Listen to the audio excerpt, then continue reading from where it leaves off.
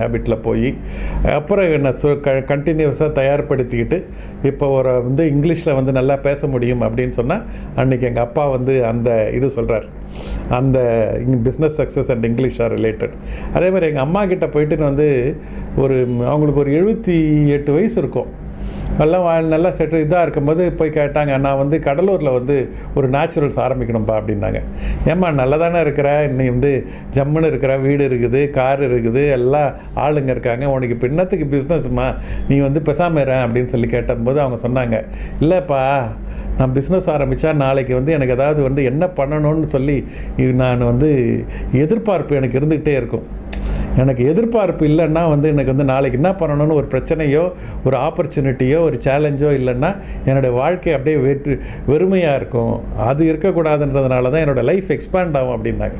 அப்போ தான் புரிஞ்சுக்கிட்டேன் நான், உங்களோட லைஃப் எக்ஸ்பேண்ட் ஆகணும்னா ஏதாவது